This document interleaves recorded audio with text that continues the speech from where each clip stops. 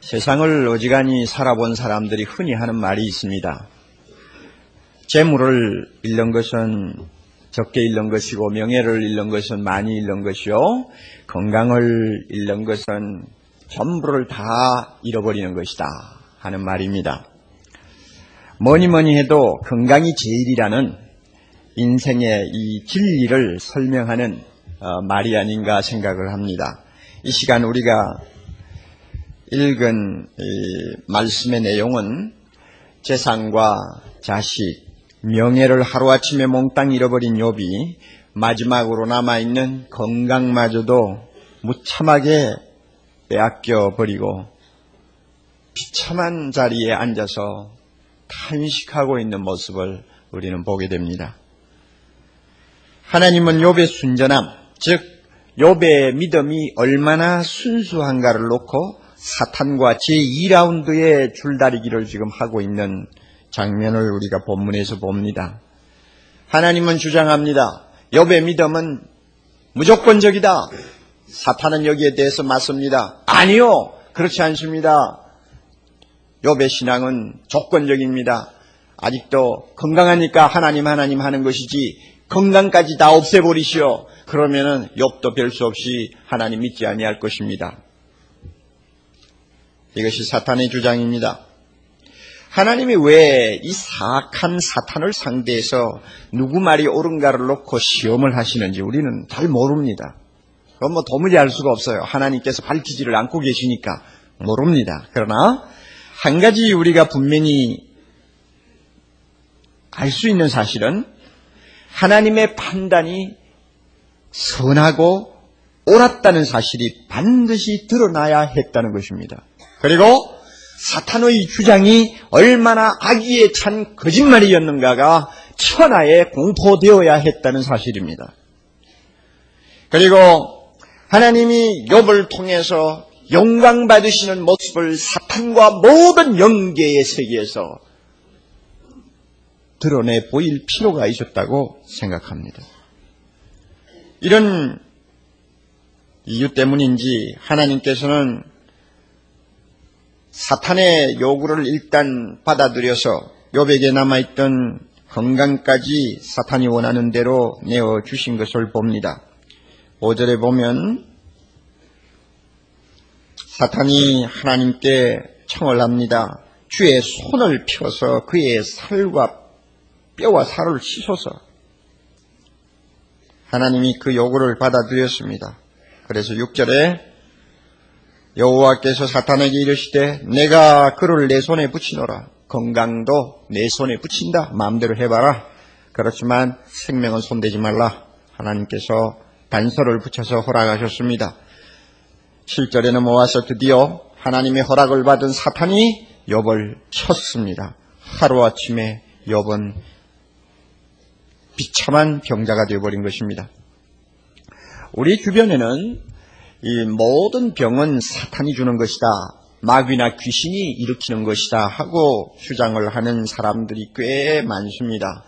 그래서 영계가 퍽 혼란한 것도 우리는 부인할 수가 없습니다. 그렇지만 여기에 대해서 제가 오늘 이러니 저러니 하고 많은 이야기를 하고 싶지 않습니다. 하나님의 소유가 된 성도에게는 그 말이 통하지 않는다는 것을 꼭 믿으시기를 바랍니다. 믿습니까, 여러분? 하나님의 자녀가 아닌 자에게는 그 말이 해당될 수 있습니다. 사탄이 병을 가지고 사람들을 무참하게 괴롭히는 것을 우리는 많이 봅니다. 그러나 하나님의 소유가 된 사람, 욥처럼 하나님의 장중에 있는 사람은 모든 병이 귀신이 주는 것이 아니요, 모든 병이 죄 때문에 오는 것이 아니라는 거 믿으시기를 바랍니다. 거기에는 하나님의 특별한 뜻이 배후에 있어요. 하나님이 허락지 아니하면 아무리 사탄이나 귀신이 병을 일으키고 싶어도 하나님의 자녀에게는 손을 못 댄다는 사실을 우리가 꼭 믿어야 됩니다. 이 믿음 없으면 하나님의 자녀 아닌 사람하고 하나님의 자녀하고 차이점이 뭡니까? 내가 하나님의 자녀라는 금지가 어디에 있습니까? 그러니 좀 좋지 않는 말을 써서 미안합니다만 헛수작하고 돌아다니는 사람들의 말을 듣지 말라는 그 이야기입니다. 욥의 몸에 생긴 병이 정확하게 무슨 병이냐 하는 것을 의학적으로 규명하기는 퍽 어렵다고 봅니다. 어느 날 갑자기 피부가 심상치 않아서 자세히 보니까 여기저기 무엇이 나기 시작하는 것입니다. 그러더니 그것이 삽시간에 퍼져서 성경에 말한 대로 악창이 머리끝부터 발끝까지 몸을 그저 뒤덮었어요. 이 악창이라는 말은 구약 성경에서 매우 광범위하게 사용되는 말이기 때문에 어느 것을 꼭 꼬집어서 악창이라고 오늘 우리가 의학적으로 표현하듯이 말하기는 어렵습니다.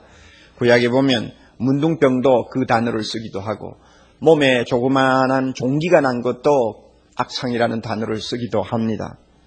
그러나 욥이 괴로움을 당한 그 피부병이 얼마나 무섭고 지긋지긋한 것이었는가는 욥기서 전체를 읽어보면 금방 우리가 알 수 있습니다. 7절에 보면 발바닥부터 정수리까지 성한 곳이 없이 피부병이 발병했습니다. 8절에 보면 귀와 조각을 가지고 너무나 가려워서 견디지 못해서 부득부득 그냥 치가 나도록 긁고 있습니다. 3장 24절에 보면 너무너무 고통스러워서 앓는 소리가 물이 쏟아지는 것 같다고 욥이 스스로를 표현하고 있습니다. 7장 4절에 보면 밤새도록 잠을 자지 못하고 불면증에 시달리는 것을 봅니다. 또 7장 5절에 보면 종기의 구더기가 우글우글거리고 이 가죽이 쉴 사이 없이 골마서 터져버리는 이런 일들이 그냥 온몸에 그대로 반복되고 있습니다. 19장 20절에는 피부와 살이 뼈에 붙었다고 했습니다. 30장 17절에는 통증이 뼈를 쑤시듯 심하고 그 통증이 한순간도 가시지 않는다고 하소연하는 것을 봅니다. 그리고 7장 4절에 보면 이것은 한두 주일 있었던 증세가 아니고 여러 달이 지나는데도 전혀 호전이 되지 않고 온몸이 그냥 새카맣게 되어버리는 이와 같은 어려움을 당하고 19장 17절에 가서는 아내까지도 자기의 숨을 싫어한다 그랬습니다. 숨 쉬는 것을 싫어한다. 온몸이 고약한 냄새가 나지 않았겠어요? 아마 숨을 쉬면은 코에서도 어떤 냄새가 나는지도 모르죠. 이부자리 밑에서 함께 평생을 자고 깨고 하던 부인도 이제는 남편 가까이 오기를 싫어하는 것입니다. 얼마나 무서운 병을 가지고 욥이 지금 실험하고 있는가를 알 수가 있습니다. 결국 그는 동네 바깥에 있는 재무더기 위에 앉아서 빨리 죽기만을 기다리는 팔자가 되어버렸습니다. 욥이 재 가운데 앉아서 하는 말이 나옵니다. 이 재는 우리가 잘 아는 불 떼고 나서 남은 찌꺼기를 재라고 하지 않습니까? 그 당시에 사람들은 집에서 불을 떼고 재가 남으면 그것을 퍼다가 동네 밖에 재버리는 쓰레기장이 있었습니다. 거기에 갖다 모았습니다. 그리고 재만이 아니고 다른 쓰레기도 전부 거기에 갖다 모아놓고는 한 달에 한 번 정도 그저 불을 붙여서 전부 태우고 하니까 그 재가 쌓여서 조그마한 동산처럼 되어 있는 경우가 많았다고 합니다. 그러니 욥이 어디 가서 앉아 있느냐? 동네 밖으로 가서 그 재무더기 위에 지금 앉아 있는 것입니다. 그곳은 어떤 곳인지 압니까? 구약시대에는 전염병을 앓는 사람들이 쫓겨나가서 거하는 곳입니다. 그리고 사람들에게 천대받고 도무지 의지할 곳 없는 사람들이 그곳에 가서 잠을 잡니다. 그러니 어떤 때는 죽어서 시체가 늘어져 있고 개들이 와가지고 그 시체를 뜯어먹는 그런 참상도 벌어지는 곳입니다. 그러므로 재 위에 앉아있다, 재 가운데 앉아있다는 말은 버림을 받았다는 것을 단적으로 말하는 상징적인 표현이라고 할 수 있습니다. 버림받았다. 그리고 재난을 만났다. 슬픔의 상징을 이 재 가운데 앉아있다는 말로 표현하는 것입니다. 동방에서 가장 위대하였던 그가 버려진 쓰레기 위에 앉아있게 된 것입니다. 모든 것을 다 잃어버린 인간 쓰레기가 되어버린 것을 가르치는 말입니다. 우리가 이 정도만 해도 욥이 어떤 처지에 지금 빠져있는가를 어느 정도 짐작할 수 있다고 생각합니다. 우리는 경험상 잘 알고 있습니다. 건강이 우리 손에 있는 것은 사실입니다. 건강이 우리 손에 있는 것은 사실이지만 우리 마음대로 쥐었다 놓았다 할 수 있는 것은 아니라는 것, 이것을 우리는 경험적으로 알 수 있습니다. 욥도 평소에는 건강했죠. 그러나 하루아침에 그 건강이 무너지는 것을 그는 목도했습니다. 우리 손에서 관리 잘하면 건강이 유지될 수 있습니다. 그러나 그것이 전부가 아니라는 것 우리는 너무나 잘 알고 있습니다. 건강에 신경 안 쓰는 사람이 어디 있습니까? 특별히 한국 사람들, 소위 한국판 몬도가네라는 말이 요즘 유행어처럼 돌고 있습니다. 무슨 말입니까? 몸에 좋다 하면 무엇이든지 가리지 않고 잡아서 먹어치우는 괴벽을 말합니다. 나중에는 아마 어느 것 하나도 남지 않을 정도로 다 잡아먹을지도 모릅니다. 요즘 김일성이가 건강을 위해서 이탈청춘 처녀들의 피를 전부 다 뽑아가지고 자기 몸에 넣는다는 기사가 나왔죠. 아마 또 그거 본보고 아마 상당한 고가를 주고라도 처녀 피를 살려고 하는 그런 아마 또 이상한 사람들이 나올 수도 있습니다. 뭐 어쨌든 건강하면 되니까 그래서 오래 살고 보자는 것입니다. 하도 못 살다가 좀 살게 되니까 죽는 것만큼 불행한 일이 없다고 생각하는 것입니다. 그러니까 어떻게든 건강해 보자는 것이 우리나라 사람들의 병적인 지금 집착이라고 저는 생각을 합니다. 그렇게 병적으로 건강을 위하는 국민이 왜 세계에서 발병률이나 사망률은 상위권에 속하는 수치스러운 나라가 되어 있을까? 이거 우리가 좀 생각해야 합니다. 그렇게 안 잡아먹는 것이 없을 정도로 먹어치우는 사람들이 왜 병은 먼저 들고 왜 많이 죽느냐, 빨리 죽느냐 그 말이요. 우리는 건강에 대한 주인의식을 버리는 것이 좋습니다. 특별히 예수 믿는 사람에게 그렇습니다. 건강의 주인의식을 버리라. 무슨 말씀인지 아시겠죠? 건강이나 생명은 우리가 조심하고 관리는 할 수 있습니다. 그러나 내 것은 아닙니다. 주님의 것입니다. 하나님의 것입니다. 언제까지 건강할 수 있는가는 하나님의 손에 달린 것이지 내 손에 달린 것 아닙니다. 건강을 이룰 수 있는 가능성도 항상 따라다닌다는 것을 우리는 겸손하게 인정을 해야 합니다. 건강은 하나님이 지켜주실 때 보장되는 것이지 내가 내 몸을 하나님처럼 떠받든다고 해서 내가 건강한 것 아니라는 것 우리 모두가 다시 한번 인식하고 다시 한번 마음을 정리할 필요가 있습니다. 하나님이 사탄의 공격을 막아주실 때 건강할 수 있습니다. 하나님께서 우리가 먹고 마시는 것을 복 주실 때에 그 먹고 마시는 것이 건강으로 이어질 수 있습니다. 그러기 위해서 몸에 좋다는 것을 돈 들여서 자꾸 먹어대는 데만 신경 쓰지 말고 어떻게 하면 하나님을 기쁘게 할까? 어떻게 하면 하나님의 명령대로 살까? 어떻게 하면 욕처럼 하나님의 마음에 드는 사람 될까? 어떻게 하면 순전하고 정직하고 하나님을 경외하고 악에서 떠난 하나님의 자녀로 살까? 그래서 나는 하나님을 위하고 하나님은 내 건강을 위하는 사람이 될까?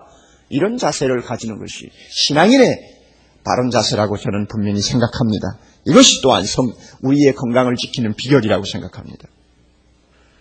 여러분, 욥의 아내를 어떻게 생각합니까? 욥이 지에 앉아서 기와 조각을 가지고 몸을 긁고 있는 모습을 보다 못한 아내가 그에게 구절해죠. 뭐라고 합니까? 당신이, 자, 부인들만 한번 읽어보세요. 자, 시작. 하면 더 부인들만 큰 소리로, 자, 시작. 자, 여러분, 마음에도 없는 지금 글을 읽는 것으로 알고 있습니다. 현대어 번역에 보면은 이 본문을 더 재미있게 실감나게 번역을 해놨어요. 그래, 여보, 이 지경이 되었는데도 아직도 믿음을 지키고 있단 말이요? 참 속 터지는 양반 다 보겠네. 차라리 하나님한테 욕이나 퍼붓고 죽는 편이 더 낫지 않겠소? 하고 번역을 해놨어요. 매우 실감나는 이야기인 것 같아요. 욥의 아내를 성경 이 학자들은 욕을 많이 했습니다. 그래서 지금까지 이 욕을 많이 먹은 성경 인물 중에 하나로 들어갑니다. 욥의 아내가. 유대 랍비들은 욥의 아내를 디나라는 이름을 붙였습니다. 야곱의 아들 디나처럼 좀 머리가 좀 없고 바보스럽다는 이야기죠. 그래서 디나라는 이름을 붙이고 빈정거리고 욕을 했습니다. 또 어거스틴 같은 위대한 교부는 사탄의 시녀라고 말을 했고, 칼빈도 사탄의 도구라고 했고, 어떤 사람은 제2의 하와라고까지 별명을 붙였습니다. 그런데 저는 이 부인을 무작정 정죄한다는 것은 옳지 않다고 봅니다. 우리 부인들이 굉장히 좋아하시겠지만 한번 들어보세요. 왜 그런가 하면 욥기서 전체를 읽어보면 하나님이 욥의 아내를 잘못했다고 나무란 데가 없습니다. 그리고 나중에는 하나님께서 행복한 가정을 다시 돌려주시고 남편 곁에서 살고 또 아들, 딸, 10남매를 더 낳아서 행복하게 평생을 해로하도록 만드셨습니다. 그거 보면 욥의 아내를 무슨 큰 죄를 범한 사람처럼 다루는 것은 뭔가 좀 지나치지 않나 생각을 합니다. 그러면 그가 왜 가시돋친 말을 했을까? 하늘처럼 믿었던 남편이 하루아침에 산송장이 되고 인간 쓰레기가 되면서 가장 피해를 많이 당한 사람이 있다면 누구겠어요? 부인들 대답하시죠. 누구겠어요? 아내지요. 지금이나 그 당시나 별 다른 것이 없습니다. 가부장제도입니다. 아내가 세상에서 어떤 대우를 받으며 아내가 얼마만큼 행복하게 사느냐는 남자가 어떤 사람이 되고 어느 정도의 능력이 있느냐에 따라서 그 팔자가 결정이 되는 것입니다. 그것이 옛날에도 그랬고 지금도 좀 그럴 수가 있죠. 그런데 욥이 동방에 제일 가는 부자요 존경받는 어른이었다면 그와 같은 참 왕의 자리에 앉아 있을 때는 그 아내도 자동적으로 왕비의 대우를 받았을 것이 틀림없는 것입니다. 그러므로 남편이 한순간에 몰라가자 부인되는 사람도 별 수 없이 같은 신세가 되어버린 것입니다. 이상하게도요, 세상을 보면 그런 것 같아요. 망하는 사람들에게도 사람들이 잔인한 것처럼 보입니다. 잔인하게 대우를 해요. 망하는 사람을 오히려 어떤 면에서는 동정을 해야 정상인 것 같은데 세상은 그렇지 않는 것 같습니다. 옛날이나 지금이나 똑같아요. 그러니 욥이 천덕꾸러기가 되어가지고 잿더미 위에 앉아있으니까 부인도 그런 사람으로 취급을 받은 것입니다. 욥이 얼마나 천덕꾸러기가 되었는지 압니까? 19장 잠깐 넘어갑시다. 19장 제가 중요한 구절만 읽어드리겠습니다. 15절 내 집에 우거한 자와 내 계집 종들은 나를 외인으로 여기니 전혀 이때까지 보지 못한 낯선 사람처럼 대우한단 말입니다. 내가 그들 앞에서 타국 사람이 되었구나. 16절 내가 내 종을 불러도 어떻습니까? 대답지 아니하니 내 입으로 그에게 청하여야 하겠구나. 그 다음에 18절 어린아이들이라도 나를 업신여기고 내가 일어나면 나를 조롱하는구나. 나의 가까운 친구들이 나를 미워하며 나의 사랑하는 사람들이 돌이켜 나의 대적이 되었구나. 여러분 아시겠죠? 얼마나 천덕꾸러기가 되었는지 알죠? 그러니 남자가 이렇게 천덕꾸러기가 되었으니 그 아내가 무사할 리가 없지 않습니까? 더욱이 욥의 아내는 자기의 자랑이요 기쁨이었던 10남매를 한순간에 몽땅 다 잃어버린 그야말로 비극적인 주인공이었습니다. 미쳐도 10번은 미칠 수 있는 기막힌 비극을 당한 여자였습니다. 이런 마당에 그가 누구를 붙들고 하소연할 수 있습니까? 원망할 수 있습니까? 그 속에 가득한 한과 슬픔을 어디에다가 다 쏟아놓겠습니까? 남편 외에 누가 있겠느냐 그 말입니다. 남편 아니고 누구한테 그 마음에 있는 한을 다 풀어서 쏟아놓겠습니까? 그래서 그런지 70인역 성경이라는 것이 있습니다. 구약 성경인데요. 거기에는 우리 성경에 없는 이런 말이 삽입이 되어 있습니다. 제가 완전하게 번역을 하지 않았습니다. 대충 한 것인데 한번 들어보세요. 부인이 욥에게 이제 하는 이야기입니다. 여보 언제까지 참고만 있어야 해요? 잠시는 참을 수 있지만 언제까지 이래야 할까요? 당신이 세상에서 기억할 만한 것들은 깡그리 없어지고 말았어요. 자식도 재산도. 이제는 당신은 구더기가 기어다니는 몸을 가지고 잿더미 위에 앉아있고 나는 이 집 저 집 이곳저곳을 돌아다니며 천대를 당하고 하루의 수고를 쉬고 쥐어짜는 듯한 고통에서 놓이려고 해가 지기를 기다리는 이 신세가 무슨 몰골이에요. 여보 차라리 하나님을 욕하고 죽어요. 무슨 소용이 있어요? 하고 나옵니다. 우리가 이해가 되죠? 무슨 말인지. 예. 그가 꼭 잘했다고 말하기는 어렵지만 그렇다고 욥의 아내가 하나님을 버리고 타락한 여자가 되었다고 하는 주장은 지나치다는 이야기입니다. 사람이 자기가 주체할 수 없는 억장이 무너지는 일을 당하면 본심이 없는 말을 쏟아 놓을 수가 있습니다. 특히 아마 여자가 그럴지도 모릅니다. 불행한 사건 앞에서는 남자고 여자고 다 약해지기 쉽지만 약한 그릇인 여자 쪽이 정신적으로 받는 고통은 더 클 수밖에 없는 것입니다. 자기가 감당할 수 없는 큰 슬픔을 당하면 사람은 종종 자기 신앙에 대한 확신을 잃어버리게 됩니다. 내 신앙이 너무 현실적으로 거리가 멀었구나 하는 자책도 하게 됩니다. 그리고 슬픔에 빠진 사람에게는 하나님과 거리감이 굉장히 큰 것을 느끼게 됩니다. C.S. 루이스가 이런 재미있는 말을 표현했습니다. 당신이 행복할 때 하나님 앞으로 나가보십시오. 그러면 하나님이 당신의 감사와 찬송을 받으시느라고 두 팔을 활짝 벌릴 것이요. 그러나 당신이 절망 상태에 빠져 있을 때 하나님 앞에 한번 나가보십시오. 어떻게 느껴지나? 당신의 코앞에는 차갑게 닫힌 문이 가로막을 것이요. 그 안에서 빗장거는 소리가 거듭거듭 들릴 것입니다. 이것은 뭐냐면 거리감이란 말이에요. 하나님이 나를 완전히 버리신 것 같은 거리감을 느끼게 된다는 말입니다. 욥의 아내가 아마 이런 거리감, 이런 허탈감에 빠져서 허우거리면서 견디다 못해서 남편에게 본심에도 없는 말을 쏟아놓은 것이 아닌가 저는 그렇게 생각을 합니다. 욥은 이상주의자였습니다.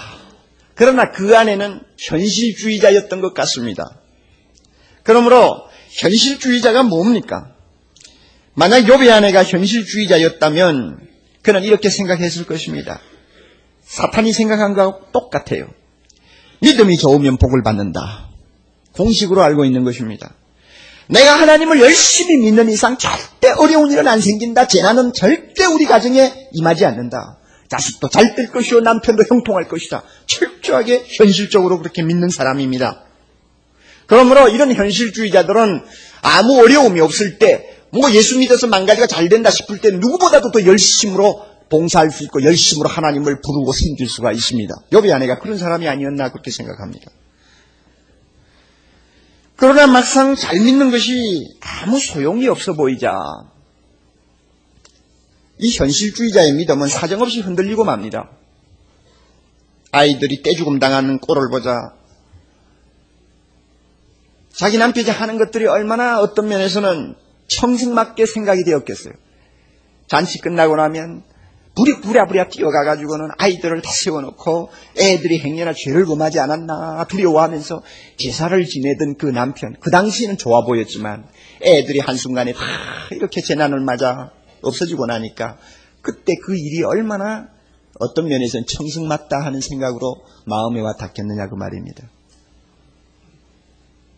현실주의자는 일이 잘 안 될 때에는 신앙이 순수하게 남아있을 수가 없는 것입니다. 욥의 아내가 이런 사람이 아니었나 저는 생각을 합니다. 그러므로 그가 심한 갈등과 분한을 자기의 작은 가슴에 묻어두기에는 그 도가 너무나 지나쳤습니다.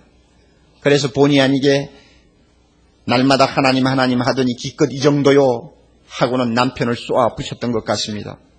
잠깐 동안 불행하게도 욥의 아내는 사탄의 시녀가 된 것처럼 시험에 걸려든 것입니다. 사탄이 노린 것이 무엇입니까? 건강이 이러면 하나님도 필요 없다 그거 아닙니까? 건강하니까 하나님 하는 것이지 병 들어봐라 하나님이 무슨 소용이 있냐 하는 것이 사탄의 주장이었죠. 불행하게도 욥의 아내는 그와 같은 사탄의 판단에 그냥 적중하는 사람이 되어버렸어요. 현실주의자는 그렇게 되기가 쉽습니다. 목회를 하면서 보면 여자가 남자보다 더 현실주의자가 되기 쉽다는 것을 가끔 봅니다. 부인들은 좀 불쾌하겠지만은 사실인 것 같아요. 왜 뭘 보고 아느냐 하면 종종 보면은 부인보다도 남편이 훨씬 믿음이 좋은 경우가 많이 있습니다. 더 열심이고 더 순수하고 더 적극적이고 더 희생적이고 남편이 이렇게 별나게 신앙생활을 하면은 부인들은 은근히 불안해합니다. 아니면 아니라고 소리치시오. 그렇죠. 은근히 불안해해요. 그리고 거부 반응을 일으킵니다. 저는 그런 경우를 여러 번 봤는데 이미 우리 여러분들에게 다 알려진 사실이니까, 제가 예를 하나 들죠. 이것은 꼭 그런 경우가 아니고 제가 추측하는 경우를 이야기하는 것입니다. 우리 집에 한번 발표된 것이죠. 차모 집사님 부부입니다. 그 차 집사님은 구청 공무원입니다. 구청에서 일하는 공무원입니다. 너무 은혜를 많이 받아가지고 좋아서 구청 공무원 그 월급이 얼마 되겠어요? 박봉이나 다름이 없는데 그거 받아가지고는 집에다 고스란히 갖다 주는지는 모르지만 하여튼 전도하느라고 빼쓰고, 주일학교 가르치면서 애들 선물 사주고 카드 보낸다고 빼쓰고 이래 쓰고 저래 쓰고 돈을 썼어요. 그렇다고 해서 무슨 적당히 해가지고 부수입이 생기는 것도 아니고 그저 받는 그대로 받아서 쓰니까 믿지 않는 과장이 볼 때 너무 민망했던 것 같습니다. 그러니까 하루는 이 차집사를 불러놓고는 당신 대체 어떻게 사요? 하고 물었습니다. 11조 뗀다, 헌금한다, 그리고는 여기 쓰고 저기 쓰고 돌아다니면서 또 구청 안에서 신우회 한다고 다니면서 또 돈 쓸 거 돈 쓰고, 그러니까 어떻게 사느냐 묻더래요. 그러니까 이 차집사 대답이 넉넉합니다. 500만 원 받으면 500만 원에 맞추어 살고 50만 원 받으면 50만 원에 맞추어 사니까 넉넉하죠 하고 대답했답니다. 그런데 그 다음에 나오는 말이 중요한 거예요. 나는 있는 대로 이야기하는 거죠. 사실 아내는 처음에 매우 힘들었다고 고백했다는 것입니다. 처음엔 대단히 힘들었다. 지금은 아내가 오히려 앞장설 정도로 남편보다도 더 아름답게 생활하고 있습니다만, 남편이 너무 그렇게 극성이니까 처음에는 매우 힘들었다고 아내가 실토를 했다는 것입니다. 제가 가만히 생각하니 옳은 말이야. 분명히 남편이 그 정도로 미치면 좋아할 여자가 아마 별로 없을 거야. 남편의 신앙이 더 좋아질수록 불안해지는 것이죠. 저러다가 저 사람 저거 어떻게 될까? 욥의 아내에게 이런 약간의 끼니가 있었다는 것을 우리는 인정해야 합니다. 현실주의자는 이런 약점이 있습니다. 남편 믿음 좋아서 만 가지 복을 받으면 간단하죠. 괜찮죠. 그러나 예수 믿어가지고 별 볼 일 없다고 생각하게 되든지, 저렇게 믿다가 나중에 세상에서 나고자 되지 않을까 하고 생각하면은 그렇게 될 욥의 아내처럼 시험 받을 수가 있는 것입니다. 요즘은 현실주의자가 판을 치는 세상입니다. 어느 권위 있는 우리나라 위기 상담자의 글을 보니까 강남입니다. 강남에 사는 부부 가운데 10명 중에 6명은 한 지붕 밑에 살면서도 또 한솥밥 먹고 살면서도 그들의 마음은 산만리, 구만리로 떨어져 있어서 사실은 이혼 상태라고 합니다. 10 중에 6이 그렇대요. 자식 생각해서 남의 눈이 무서워서 이러지도 저러지도 못해서 붙어 사는 것이지 실은 동거 이혼자라는 괴상한 표현을 했습니다. 동거 이혼자가 되어 있다고 합니다. 그리고 강남의 중산층이라고 자부하는 가정의 주부들 중에서, 남편들은 실망하지 마십시오. 중산층이라고 자부하는 잘 사는, 그런 대로 잘 사는 가정의 주부들 중에서 10 중에 7은 다시 태어난다면 지금 남자하고 결혼 안 한다 그런데.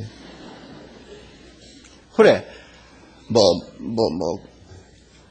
때거리가 없어서 고생을 시키나,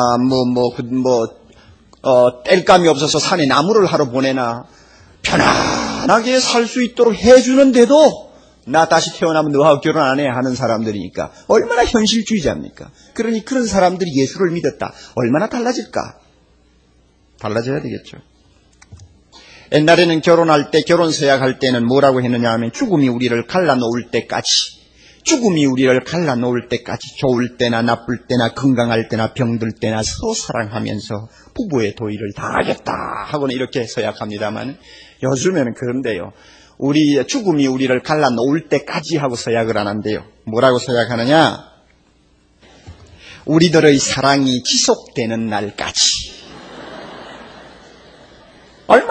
얼마나 현실적이고 조건적입니까? 예. 이처럼 야박한 세상에서 남자가 욥처럼 되면 그의 아내처럼 말을 하지 않을 것이라고 장담할 만한 부인이 어느 정도 될까? 이거는 우리가 대충 짐작할 수 있습니다. 믿든 안 믿든 간에 부부는 동고동락하기 위해서 만난 사람들입니다. 그것도 한두 해가 아니라 평생을 동고동락하려고 만났습니다. 특히 남자를 돕기 위해 창조된 여자는 어느 가요의 가사처럼 좋은 일도 굳은 일도 함께 하면서 당신의 그림자로 행복합니다 하는 자세를 가지고 살아야 합니다.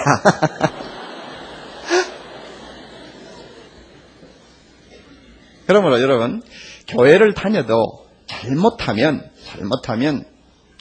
잘 믿어 손해보지 않으니까 잘 믿는 사람이 되기 쉽다는 이야기입니다. 이건 남자들도 다 마찬가지요. 잘 믿는 거 다 이유 있다 하는 사탄의 말에 딱 맞아 떨어질 수 있는 사람이 될 수 있다는 것을 우리는 알아야 합니다. 이 시간 성령께서 우리 마음을 다시 한번 정리하셔서 이렇게 현실주의자의 신앙생활 하지 않는 사람으로 다시 바꾸어 주시기를 바랍니다. 절망에 빠진 욥에게는 아내가 마지막 남은 위로요 또 소망이었을 것입니다. 여러분 잘 알아두십시오. 너나 나나 없이 남자들은 위기를 당하면 본능적으로 모성을 찾습니다. 나이가 아무리 들어도 마찬가지라고 저는 봅니다. 그 모성을 느끼게 하는 품이 어디냐 하면 부인입니다. 어려울 때 아내를 하나님처럼 기대하려고 하는 이 본능이 있어요. 이럴 때 아내의 한마디 한마디가 사람을 살리기도 하고 죽이기도 합니다. 재산이 다 날아가고 심지어 병이 들어 누워있어도 아내가 위로하고 슬픔을 함께 나누기를 자원하고 주저하지 아니하면 그 남자는 숨을 쉴 수가 있습니다. 그래도 꿈을 버리지 아니할 수 있습니다. 절망하지 아니할 수 있습니다. 고통은 나누면 반으로 줄고 기쁨은 나누면 배가 된다고 하는 말은 이런 부부 안에서는, 부부 사이에서는 절대적인 진리라고 저는 생각합니다. 그러므로 욥의 아내가 비록 홧김에 쏟아버린 말이라 할지라도 욥에게는 대단히 충격이 되었을 것입니다. 어떤 면에서는 욥의 순전한 믿음이 휘청거렸을지도 모릅니다. 여러분, 진정한 아내라면 남편의 그 믿음의 순진함을 공유할 수 있어야 합니다. 다시 말하면 남편의 믿음과 똑같은 믿음을 가져야 된다는 말입니다. 내 남편이 옆처럼 믿음이 좋습니까? 그러면 나의 믿음도 그와 같은 믿음을 가져야 됩니다. 그래야만이 남편의 어려움도 함께 짊어지는 사람이 될 수 있습니다. 남편이 예수 바로 믿으려다가 사회에서 바보가 되면 아내도 함께 바보가 될 수 있어야 합니다. 남편이 의롭게 처신하려다가 손해를 보았으면 그 아픔을 기쁨으로 자진해서 함께 짊어지고자 하는 아내가 되어야 합니다. 예수 잘 믿어 돌아온 게 뭐냐는 식의 현실주의자가 되면 안 됩니다. 부부는 서로의 영혼을 해치는 사람이 되면 안 됩니다. 서로의 믿음의 순수성을 시험하는 시험거리로 마귀에게 사용되면 안 됩니다.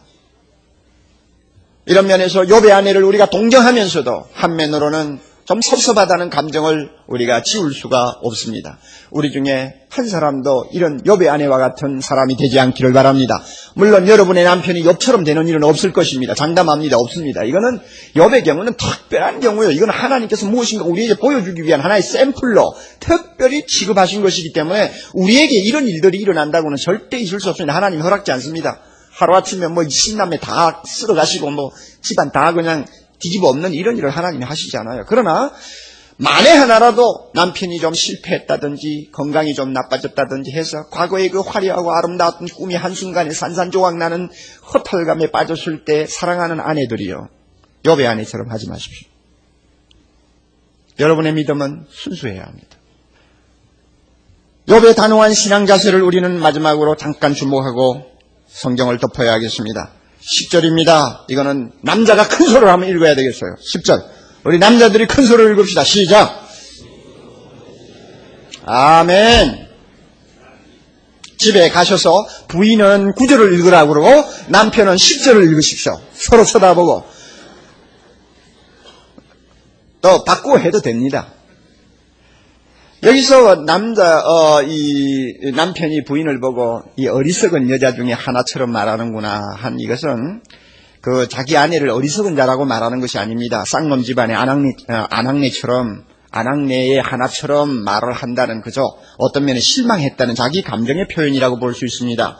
자기 아내를 어리석은 자라고 욕하는 것 아닙니다. 우리는 하나님에 대한 욥의 순수한 신앙 자세에 정말 감탄을 금할 수가 없습니다. 그의 말과 태도에는 좋은 것이든 나쁜 것이든 하나님이 주신 것은 다 감사로 받아야 한다는 믿음이 반짝이고 있습니다. 인간이 한평생 복만 받겠다는 것은 철없는 생각이다. 하나님이 원하시면 복도 받을 수 있고 재앙도 받을 수 있다. 천하가 무너져도 하나님을 원망해서는 안 된다. 아내가 등을 돌리고 뭐라고 하든 하나님은 배반할 수 없다고 하는 아름다운 신앙의 자세가 거기에서 우린 엿볼 수 있습니다. 이것이 욥이 가진 신앙의 순수성입니다. 정직한 신앙이었습니다. 무조건적인 신앙이었습니다. 고통이 극심하면 만사가 다 불확실하게 보이고 혼돈 속에 파묻힙니다. 잘 풀릴 것 같이 보일 만한 어떤 보증이 전혀 나타나지 않습니다. 이럴 때일수록 우리는 믿음이 더 중요함을 알아야 합니다. 욥의 처지와 같은 경우에 빠지는 사람일수록 믿음은 더 중요합니다.